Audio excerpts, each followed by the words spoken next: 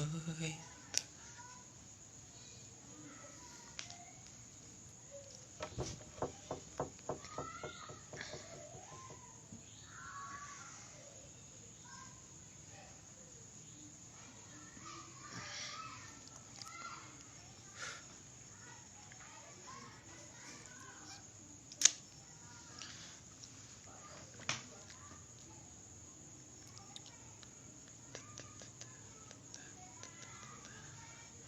Oke, selamat datang yang baru gabung di live Instagram Mata Alumni.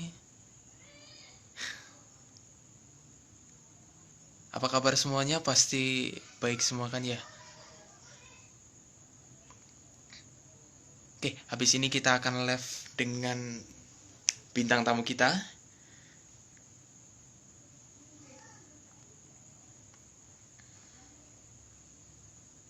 Oke, selamat datang.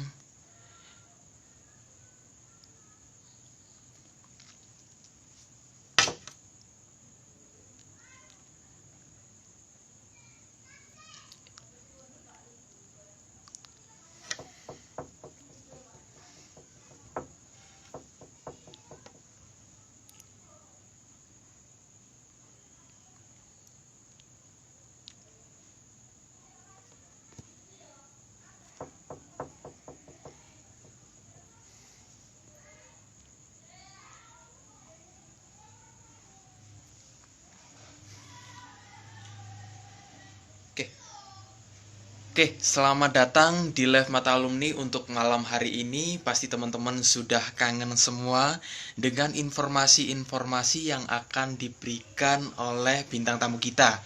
Dan bukan hanya informasi tapi juga pengalaman-pengalaman, sehingga dari awal bintang tamu kita menjajaki perkuliahan di Stikes Binasehat PPNI hingga saat ini yang tentunya mendapatkan kesuksesan dari profesi, entah itu dari profesi bidan ataupun dari profesi keperawatan. Mungkin yang dari teman-teman ketahui, untuk live Instagram yang pertama dan yang kedua ini dari profesi keperawatan. Yang pertama dari Nurse Antin dan yang kedua dari Nurse Arif Wicaksono. Dan kali ini ada hal yang berbeda. Karena apa? Untuk bintang tamu kita kali ini yaitu dari profesi kebidanan. Untuk teman-teman yang dari profesi kebidanan pasti ingin tahu apa sih atau bagaimana jalan ataupun ya jalan dari profesi kebidanan, awal dari D3 kebidanan menuju kesuksesan. Oke, seperti itu. Dan seperti biasanya saya akan mengenalkan ke teman-teman untuk bintang tamu yang akan saya undang di live Instagram Mata Alumni.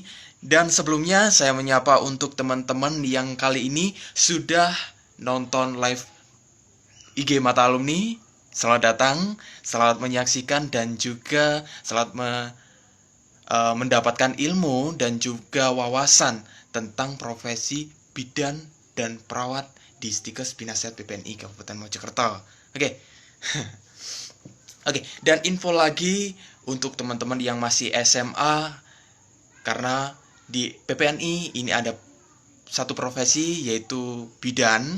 Barangkali teman-teman mempunyai cita-cita menjadi bidan, bisa kuliah di D3 Kebidanan PPNI. Dan kalau ada teman-teman yang dari kampus lain yang sudah menempuh jenjang pendidikan D3 Kebidanan, kali ini PPNI mempunyai profesi satu lagi yaitu S1 Kebidanan.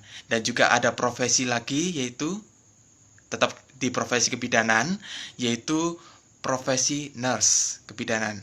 Oke, seperti itu.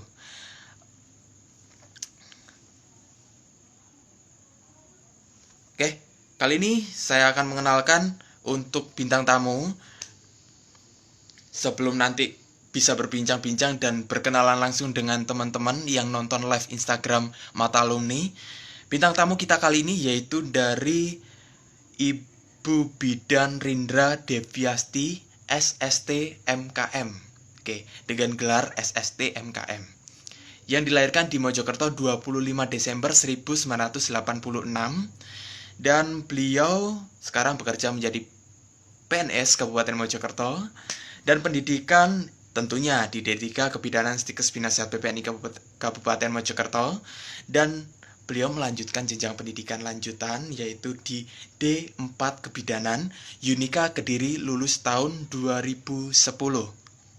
Dan beliau bukan sampai situ saja, beliau mungkin dalam kategori orang yang haus ilmu. Beliau menempuh pendidikan lanjutan lagi yaitu di S2 Kemenkes UNS Solo, lulus tahun 2018. Dan untuk riwayat pekerjaan beliau mungkin saya jelaskan sedikit saja. Oke. Riwayat pekerjaan beliau yaitu pada tahun 2018 sampai 2019 Bidan RSI Sakinah Mojokerto, tahun 2009 sampai 2011 sebagai dosen Universitas Islam Majapahit, tahun 2011 sampai 2012 Bidan PNS Puskesmas Poncokusumo Malang, dan tahun 2012 sampai 2013 Bidan PNS RSUD Lawang Malang, dan tahun 2013 sampai 2014 menjadi seorang staf bidang peningkatan kesehatan masyarakat Dinas Kesehatan Kabupaten Mojokerto, dan pada tahun 2014 sampai sekarang menjadi seorang bidan, tetap menjadi seorang bidan ya, di UPT Puskesmas Gondang Mojokerto. Jadi beliau masih berdomisili di Mojokerto. Oke, langsung saja saya undang, dan mungkin teman-teman pengen lihat secara langsung gimana sih Ibu Bidan Rindra itu. Oke, saya undang Ibu Bidan Rindra. Sebentar ya teman-teman.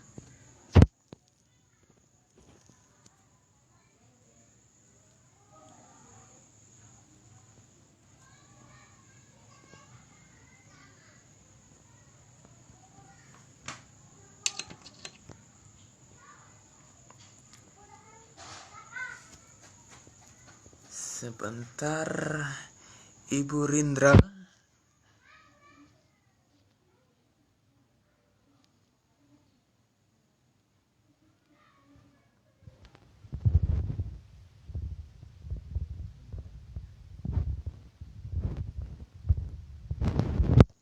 Kok gak bisa ya?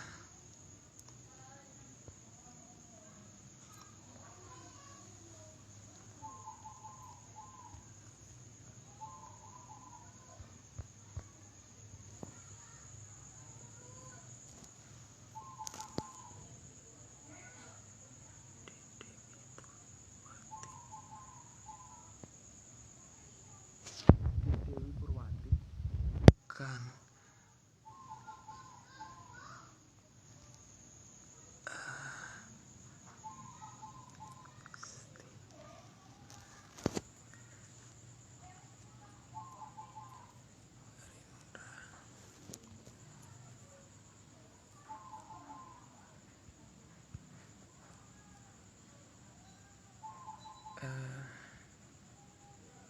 Sebentar.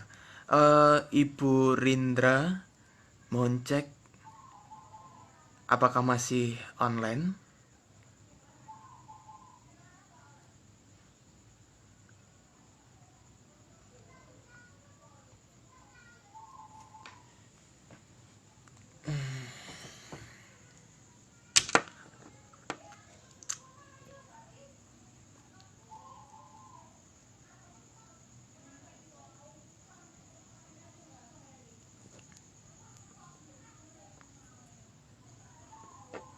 Oke, sambil menunggu Ibu Bidan Rindra, saya ucapkan selamat datang untuk teman-teman yang baru gabung. Sebentar. Oke. Bukan.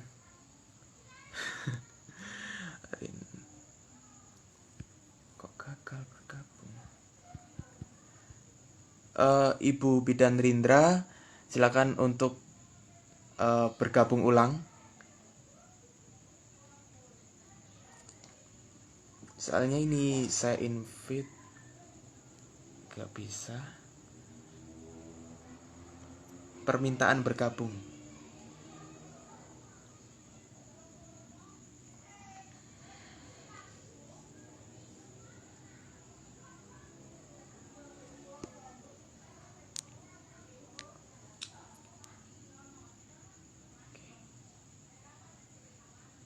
atau memakai akun lain kalau misalnya nggak bisa untuk bergabung.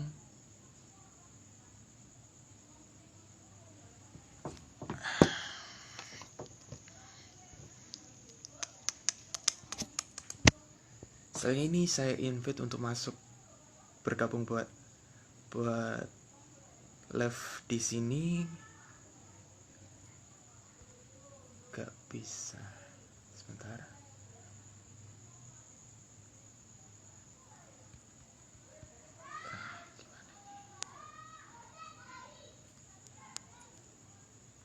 Oh my god. Oke, selamat datang untuk teman-teman yang barusan gabung di live Instagram Mata Alumni. Kita tunggu untuk Bidan Rindra bisa bergabung bersama kita di live Mata Alumni malam hari ini. Oke.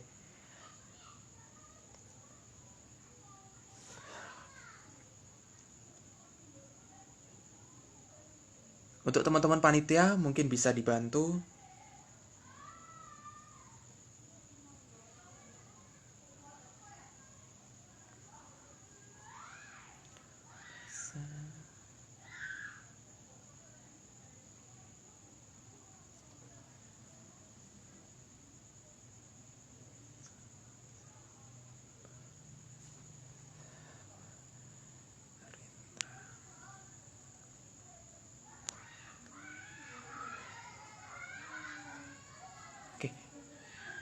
Mungkin sebagai teknis atau option lain, mohon maaf untuk Bidan Rindra barangkali ada akun lain, bisa dimasukkan untuk bergabung di live Mata Alumni.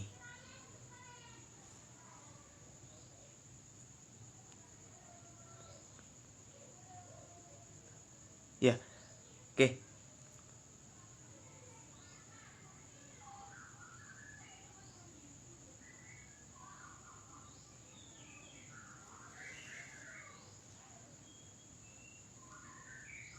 Oke, sambil menunggu Bidan Rindra untuk gabung dengan kita di sini, selamat datang untuk teman-teman yang barusan gabung di live Instagram Mata Alumni. Kita akan berbincang-bincang dan mendapatkan informasi dan juga pengalaman dari alumni-alumni Stikes Binasehat PPNI dari masanya yang mungkin dari D3 Kebidanan, dia menjadi seorang yang dapat membanggakan profesi kebidanan sampai saat ini.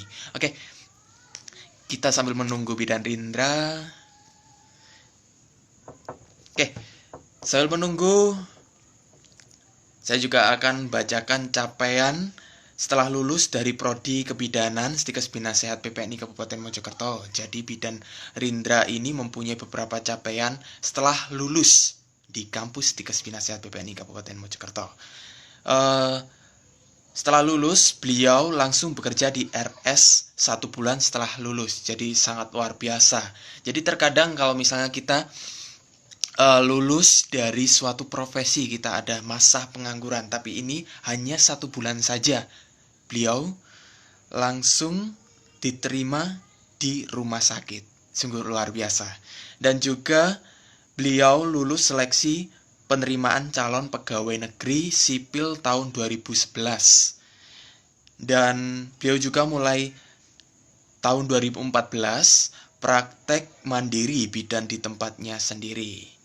Oke, beliau juga mulai tahun 2011 menjadi owner Andromeda Health and Beauty. Sungguh luar biasa. Oke, selamat datang untuk teman-teman yang barusan gabung di live Instagram Mata Alumni. Sambil kita menunggu bintang tamu kita, yaitu Bidan Rindra yang akan gabung dan berbincang-bincang dengan kita di live Instagram Mata Alumni. Oke, sebentar.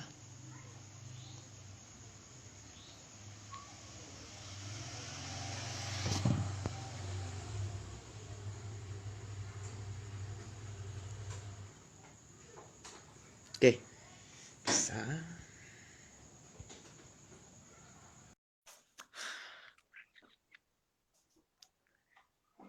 Oke, sambil menunggu, kita sudah terhubung dengan Bidan Rindra.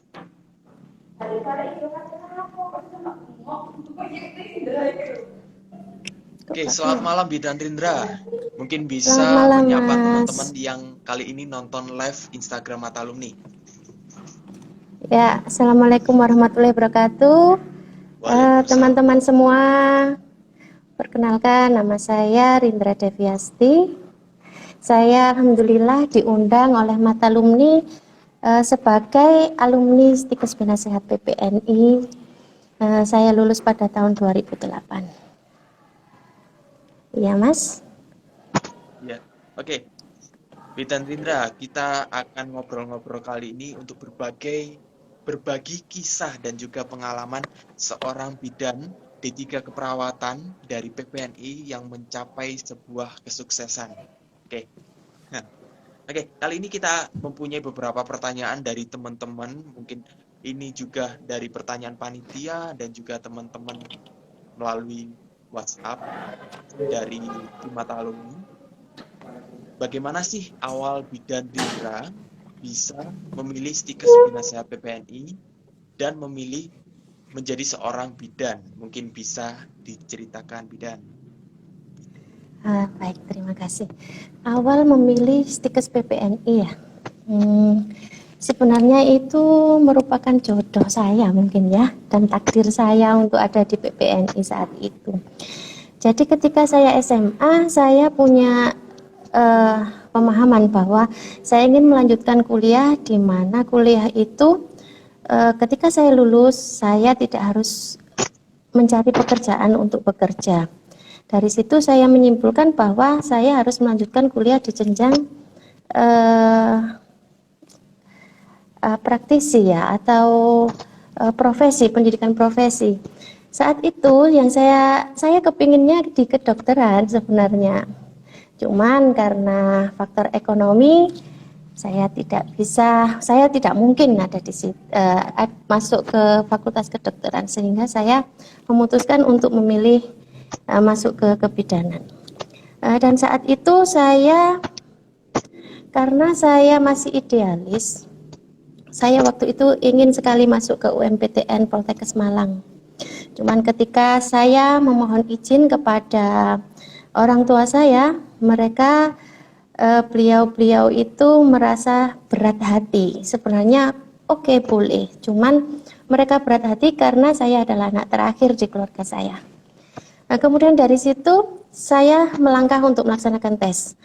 Mungkin karena memang tidak mendapatkan restu dari orang tua saya secara maksimal, sehingga ketika saya tes banyak sekali hambatan-hambatan yang saya hadapi, mulai dari ban sepeda saya bocor, kemudian ketika menjalankan tes nomor saya tertukar dengan orang lain dan sebagainya, sehingga saya tetap tes.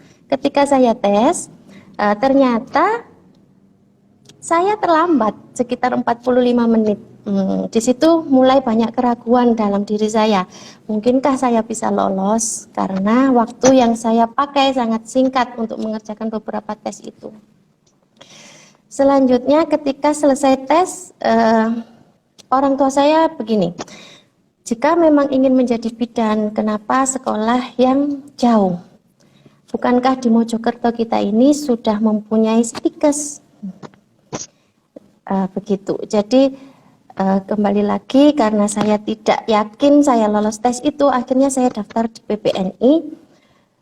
Karena saya menjaga, barangkali saya tidak lolos, saya tidak ingin berhenti sementara 1 tahun itu, saya menghilangkan waktu 1 tahun saya, sehingga saya tes di PPNI. Ketika saya tes di PPNI, alhamdulillah lolos. Waktu itu hanya mencari 2 kelas, jadi yang daftar itu sangat banyak. Waktu itu tahun 2005, yang daftar itu ratusan, cuman hanya diambil 80 orang. Jadi hanya 2 kelas, 1 kelasnya hanya 40 orang. Waktu itu tidak seramai sekarang. Kemudian setelah saya daftar, sebelum pengumuman tes di Poltekkes Malang itu keluar, saya diwajibkan membayar yang di PPNI. Akhirnya oke, saya bayar. Kemudian setelah saya membayar itu, pengumuman yang di Poltekkes Malang baru keluar besoknya. Dan alhamdulillah saya lolos, cuman saya jadi mikir lagi karena saya sudah membayar SPP 1 semester, DPP dan lain-lain, dan saya kasihan kepada orang tua saya. Akhirnya saya memutuskan, oke lah, ini jalan saya memang harus ada di Mojokerto, seperti itu. Jadi restu orang tua adalah nomor 1 kalau menurut saya. Dan ternyata pada akhirnya mau negeri ataupun swasta, PPNI ternyata bisa membawa saya pada posisi saya saat sekarang ini. Bahkan ketika tes CPNS pun saya lolos dengan ijazah D3 PPNI kebidanan itu. Begitu, Mas. Oke, jadi walaupun dari profesi apapun ataupun dari lulusan, entah dari lulusan negeri ataupun swasta, itu belum tentu kita tidak bisa diterima untuk ke jenjang PNS dan lain sebagainya. Benar seperti itu. Menuju kesuksesan. Iya, tidak menjadi tolak ukur hasilan. Yang terpenting adalah bagaimana usaha kita untuk mewujudkan cita-cita kita. Ya, benar sekali. Oke, gimana nih untuk Ibu Bidan Rindra dapat bersahabat dan juga dapat mencintai profesi kebidanan? Mungkin bisa diceritakan. Cara bersahabat dan mencintai profesi kebidanan ya. Saya harus ada keyakinan dalam hati agar berhasil. Itu saja sih. Karena dengan yakin kita akan berusaha untuk mencintai, kemudian kita akan berjuang sampai mendapat keberhasilan itu. Dan apapun pilihan saya, harus saya pertanggungjawabkan apapun hasilnya. Itu yang saya pegang selama ini, sampai saat ini seperti itu. Yakin berhasil. Yang penting yakin ya. Oke. Ya, dan dengan keyakinan itu tentu saja kita akan berusaha kan. Yang penting yakin dan dijalani apapun yang menurut orang bidan ataupun menurut pribadi kita itu benar gitu ya. Oke, dan ini ada pertanyaan lagi dari teman-teman. Apa sih yang bisa dipersiapkan jadi seorang bidan? Maaf. Oke, apa sih yang disiapkan pada saat Bidan Rindra melamar pekerjaan? Mungkin untuk melamar PNS atau pekerjaan-pekerjaan lainnya gitu. Yang perlu dipersiapkan, yang pertama saat kita menjadi fresh graduate ya, kita menjadi lulusan belum mendapatkan pekerjaan apapun, kita benar-benar baru pertama lulus, yang pertama kita harus pintar memanfaatkan peluang itu. Jadi peluang, kita tidak punya banyak pilihan saat kita pertama kali lulus. Yang ada adalah kita yang harus mencari peluang itu. Kemudian setelah mencari peluang, kita harus mempelajari tempat yang akan kita masuki. Seperti apa tempat yang akan kita masuki? Semakin kita paham, semakin kita bisa beradaptasi, semakin besar kemungkinan kita akan diterima di suatu komunitas atau di suatu instansi tersebut. Begitu. Kalau untuk PNS-nya waktu itu yang pertama ya harus niat ya. Jadi niat, kemudian berdoa, minta restu kepada orang tua, suami atau istri, kemudian fokus dengan berusaha dan kemudian yakin. Yang paling penting itu memanfaatkan peluang sekali lagi, karena peluang untuk menerima rekrutmen CPNS itu kita harus tahu. Waktu itu pengalaman saya, waktu itu belum ada online seperti ini, jadi kita hanya melihat dari internet, tidak ada feedbacknya. Jadi kita hanya melihat dari internet ada berapa. Saya waktu itu melihat Mojokerto hanya membutuhkan 3 orang bidan. Dari situ saya sudah, saya tidak mungkin mendaftar di Mojokerto karena yang diminta oleh Kabupaten Mojokerto hanya 3 orang. Jadi ketika saya mendaftar di Mojokerto, berarti peluang saya untuk diterima akan semakin kecil karena saingan saya pasti banyak. Kemudian saya melihat kabupaten lain yang dekat dengan Kabupaten Mojokerto ya. Saya melihat Blitar ada 24 Bidan, kemudian Malang 16 sama Pasuruan 12. Dari situ kalau secara rasional besarnya tentu saja Blitar paling besar. Tapi waktu itu saya jaga-jaga, barangkali saya tidak lolos dalam verifikasi data karena kita waktu itu mengirimkan data lewat pos. Ketika kita mengirimkan data lewat pos, beberapa minggu kemudian kalau data kita sudah terverifikasi dan dinyatakan lulus, maka kita akan mendapatkan nomor ujian. Waktu itu saya tidak mau membuang peluang saya takut barangkali saya menjadi ketika saya mendaftar di satu tempat ternyata saya tidak mendapatkan nomor tes atau nomor ujian itu, maka peluang saya akan gagal. Sehingga saya daftar di 3 tempat itu, saya daftar semua. Cuman kalau untuk tesnya tetap harus memilih salah satu. Begitu, Mas. Oke, berarti yang harus diperhatikan yaitu peluang lapangan pekerjaan dan tentunya doa restu orang yang tercinta. Entah itu dari suami, entah dari keluarga, orang tua, seperti itu ya. Yang menyebabkan seorang bidan Rindra ataupun kita semua bisa mendapatkan kesuksesan yang sama ataupun lebih dari seorang bidan Rindra. Oke, kali ini next pertanyaan lagi. Oke, kalau tidak salah nih, bidan Rindra memiliki klinik kesehatan dan kecantikan. Dan bagaimana awal ceritanya sampai klinik tersebut berdiri? Mungkin bisa dijelaskan, bidan. Awal cerita klinik kesehatan saya berdiri ketika saya awalnya ketika saya mutasi dari Kabupaten Malang. Ceritanya saya diterima PNS di Kabupaten Malang waktu itu. Kemudian suami saya ada di Mojokerto, jadi saya berusaha untuk bisa kembali ke Kabupaten Mojokerto. Dan alhamdulillah, sekali lagi karena restu orang tua, prosesnya waktu itu tidak lama, saya bisa kembali ke Kabupaten Mojokerto. Tidak lama kemudian saya hamil. Ketika saya hamil, saya menjadi staf bidang PKM Dinas Kesehatan Kabupaten Mojokerto waktu itu. Cuman kendalanya adalah saya jarang di rumah karena saya harus rapat di luar kota, kemudian ada pertemuan koordinasi dengan kabupaten lain yang diselenggarakan oleh provinsi. Jadi dalam 1 minggu pasti bisa dipastikan 2 hari saya ada di luar kota. Kemudian 3 hari, kan 5 hari kerja ya waktu itu. 3 hari berikutnya saya bekerja di Kabupaten Mojokerto keliling puskesmas, bahkan keliling desa karena saya berada di bidang peningkatan kesehatan masyarakat. Dari situ saya 4 tahun tidak hamil, kemudian suami mulai protektif kepada saya. Kalau misalnya saya tidak pindah, nanti ketika anak kita lahir, bagaimana jika ditinggal terus seperti itu? Kemudian saya disarankan untuk dapat mencari jalan mutasi ke puskesmas yang dekat dengan rumah saya. Dan alhamdulillah waktu itu saya mutasi ke Puskesmas Gondang.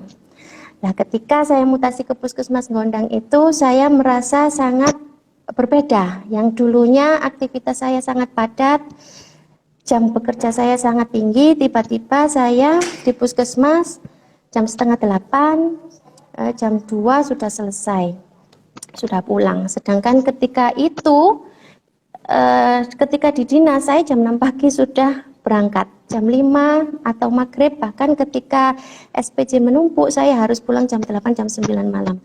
Dari aktivitas yang berbeda itulah saya kemudian merasa bosan, waktu saya banyak yang tidak terpakai. Dari situ saya ingin praktek agar waktu saya lebih bermanfaat. Di situ saya menjalankan praktek, kemudian setelah saya praktek, awal dari praktek jangan berharap ketika kita membuka praktek kemudian tiba-tiba pasien kita langsung banyak. Pasti tidak semudah itu. Apalagi praktek swasta ya. Jadi ketika awal pertama praktek pasien bisa dihitung 1, 2. Bagaimana pasien kita bisa menjadi banyak? Kita harus menjalankan pelayanan yang excellent, memberikan kenyamanan kepada pasien, jemput bola, kemudian jangan lupa tersenyum dan selalu ramah. Jadi waktu itu saya walaupun dibangunkan oleh orang jam 11 malam, jam 12 malam, ataupun jam 1 malam, saya tetap, secapek apapun saya tetap bangun dan saya datang ke rumahnya. Dari situ nanti dari mulut ke mulut, masyarakat semakin mengenal saya, masyarakat tahu pelayanan saya seperti apa. Akhirnya alhamdulillah dari situ pasien saya mulai banyak. Dan kemudian saya karena rezeki juga alhamdulillah bertambah banyak, saya mulai mencari asisten untuk membantu saya dalam pelayanan di praktek.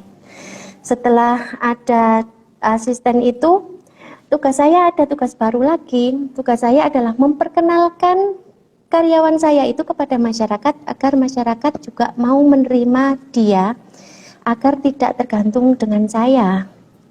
Itu bertujuan untuk meringankan beban saya juga, karena waktu yang dipakai sebagai bidan itu sangat banyak. Belum lagi kalau persalinan, kita tidak tahu persalinan itu bisa jam 1 malam, jam 2 malam kadang bisa datang, dan itu adalah profesi, mau nggak mau kita tidak bisa menolak dari situ. Kemudian kalau untuk Andromeda itu awalnya melayani baby spa karena banyaknya permintaan pasien yang menanyakan tentang spa bayi, karena domisili saya ada di pedesaan bukan di kota, sehingga masyarakat banyak yang bertanya, Bu, kalau misalnya mau pijat bayi, atau Bu, bagaimana cara menaikkan berat badan anak saya, apa saya harus ke kota? Dari situ saya melihat peluang lagi di sini. Ini berarti peluang, saya memanfaatkan peluang. Peluang saya adalah berarti di tempat saya berpotensi untuk membuka baby spa, karena untuk mendekatkan layanan masyarakat tentang spa bayi itu biar tidak terlalu jauh ke kota. Jadi saya membuka baby spa. Ternyata sepanjang perjalanan ketika saya membuat konsep, sebelum saya membuka baby spa itu, saya membuat konsep seperti apa nanti spa yang akan saya buka. Tentunya kalau kita membuka sesuatu, kita harus punya inovasi, apa kelebihan dibandingkan dengan tempat lain. Nah, di situ saat itu saya hamil anak kedua, saya merasakan punggung saya sering sakit, saya tidak nyaman, timbul selulit dan sebagainya. Akhirnya saya mengembangkan di situ. Berarti nanti ketika saya membuka baby spa, bukan hanya babynya saja, harus ibunya juga diperhatikan. Dari situlah saya akhirnya membuka spa untuk ibu hamil dan ibu bersalin juga. Kemudian penanganan selulit dan sebagainya. Masalah-masalah kulit dalam kehamilan. Gitu, Mas. Oke. Mungkin ini sebagian dari peluang yang diambil oleh Ibu Rindra dalam penanganan bayi, mungkin dalam baby spa itu ya, Bu Rindra ya. Oke. Iya, Mas. Mungkin bisa dijelasin nih perawatan apa saja yang ditawarin di klinik dari Ibu Rindra. Mungkin perawatan seperti apa gitu. Kalau Andromeda sendiri basicnya adalah lebih menonjol pada baby spa ya, Mas. Jadi di baby spa itu saya ada pijat bayi, baby gym, senam bayi itu, dan baby swim, jadi renang bayi. Kemudian berkembang menjadi spa nifas dan hamil. Kemudian perawatan untuk stretch mark ibu hamil, perawatan kulit saat hamil dan menyusui, seperti contohnya selulit, kemudian perawatan payudara agar tetap kencang, kemudian mengembalikan bagian leher yang dulunya ketika hamil mengalami hiperpigmentasi, kita bisa memberikan pelayanan itu untuk mengembalikan, setidaknya memudarkan pelan-pelan, tidak bisa langsung. Seperti itu, Mas. Mungkin sedikit promo aja ke teman-teman yang nonton live Instagram. Barangkali lehernya ada yang hiperpigmentasi, kehitaman, ataupun ada kecoklatan atau seperti apa, mungkin Rindra bisa menangani. Iya, Mungkin bukan siap-siap. hanya Terima kasih. karena hamil saja, karena terik matahari mungkin bisa ditangani oleh bidan Rindra. Oke, mungkin bisa dijelasin ke teman-teman impian dari bidan Rindra yang belum tercapai ini. Impian apa saja yang belum tercapai dari sosok bidan Rindra? Impian yang belum tercapai ya. Kalau untuk saat ini, alhamdulillah saya sangat mensyukuri apa yang sudah saya dapatkan sekarang di usia saya yang 34 tahun ini. Jadi sementara saya fokus ke keluarga, anak, keluarga, kemudian saya fokus pada pekerjaan saya yang sekarang. Tapi kalau untuk rencana jangka panjang, 3-5 tahun ke depan, pastilah semua manusia tidak akan puas di satu titik, pasti menginginkan sesuatu yang berkembang. Jadi saya ingin mengembangkan praktek saya, mungkin nanti bisa berkembang di aspek yang lain, kemudian profesi saya sebagai bidan, kemudian juga karir saya di kepegawaian Kabupaten Mojokerto, mungkin itu nanti pasti akan ingin ditingkatkan lagi, tapi tidak dalam waktu dekat ini. Dalam waktu dekat ini saya fokus kepada anak saya yang mulai sekolah, dan kemudian anak saya yang kedua baru berusia 1 tahun.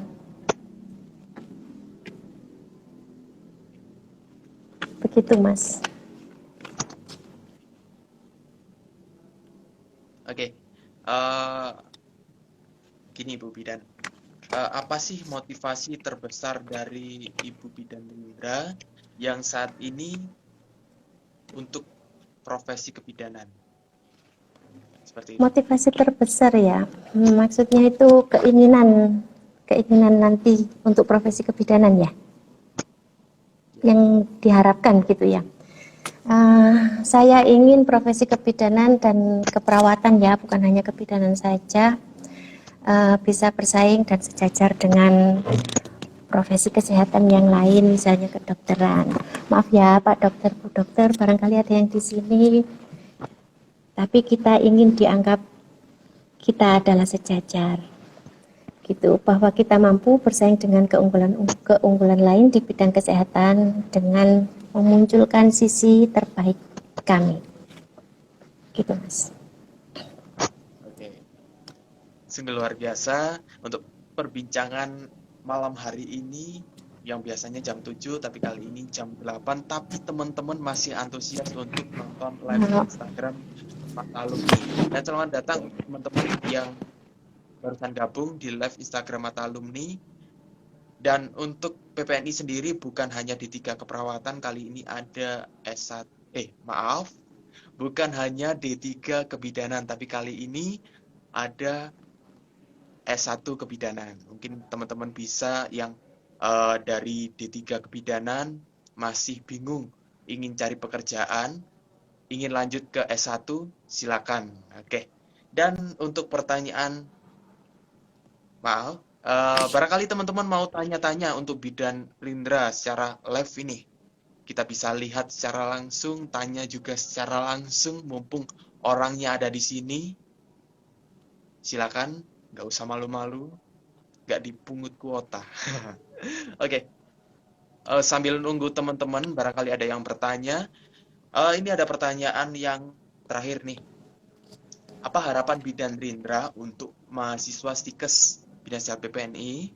Tips yang dapat diberikan agar setelah lulus siap pakai dan mempunyai daya saing yang tinggi. Seperti itu. Harapan untuk stikes PPNI dan tips setelah lulus siap pakai dan mempunyai daya saing yang tinggi ya Mas. Harapannya tentu saja semakin maju dan kompeten ya. Itu harapan utama. Kemudian untuk tipsnya, yang pertama harus niat harus ada.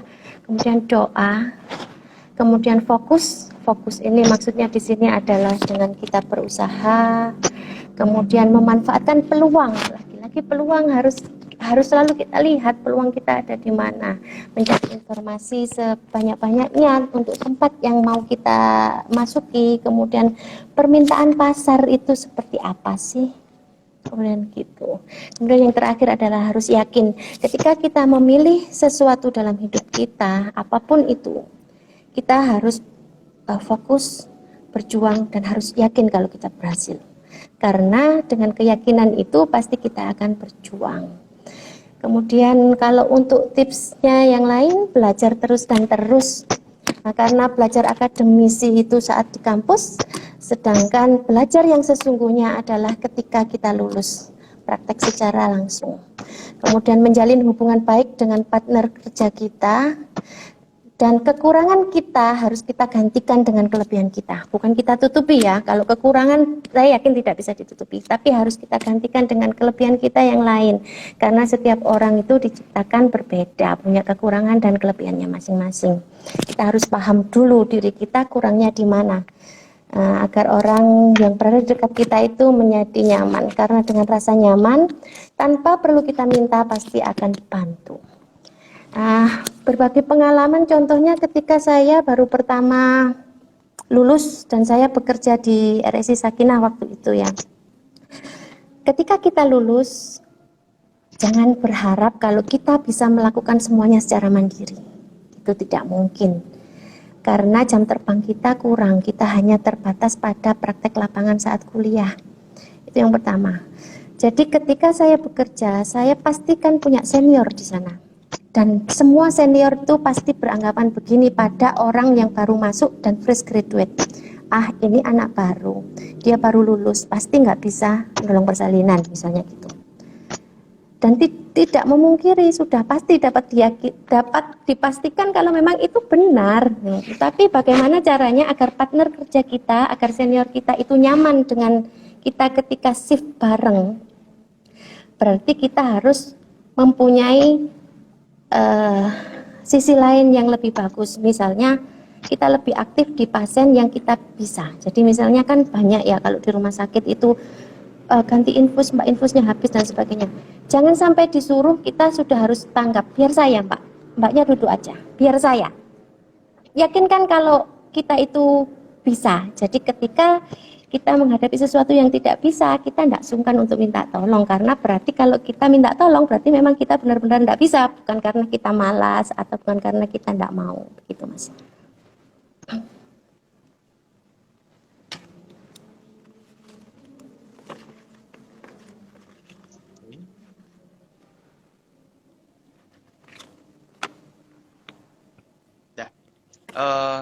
Seperti yang dibicarakan masih teringat pasti yang menujunya yaitu peluang, peluang dan peluang.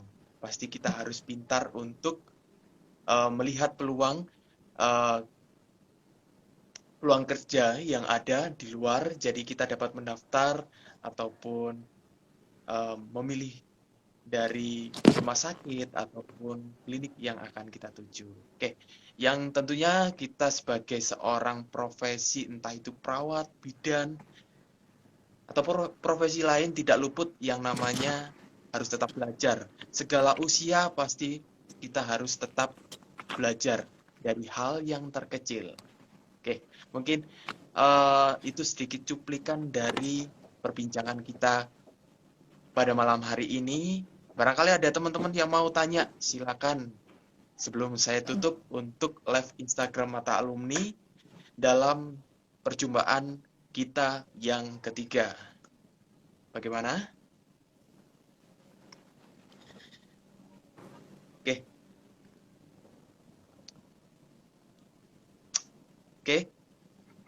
Oke, terima kasih untuk Ibu Bidan Rindra, terima kasih untuk waktunya sudah bergabung di akun Mata Alumni, live Instagram Mata Alumni, dan terima kasih atas waktunya yang telah diluangkan. Sampai jumpa untuk pertemuan berikutnya, dan untuk teman-teman tunggu untuk live Instagram yang keempat. Kita akan live Instagram yang keempat di 2 minggu ke depan. Jadi nanti bintang tamu akan kita share melalui akun media sosial dari Matalumni. Oke, terima kasih untuk Ibu Bidan. Terima kasih. Kami Sama-sama, akan terima kasih. ya, Mohon maaf untuk ya itu. waktu yang tadinya jam 7, saya minta Oh, jam tidak. 8, saya mohon maaf sekali. Dan masih ada kendala teknis tadi, saya minta maaf untuk teman-teman semuanya. Oke, terima kasih Bu Bidan, terima kasih. Sama-sama, Oke, Mas. Terima kasih. sampai jumpa untuk teman-teman. Selamat malam. Selamat beraktivitas. Kalau misalnya mau tidur, silakan lanjutkan tidurnya. Oke.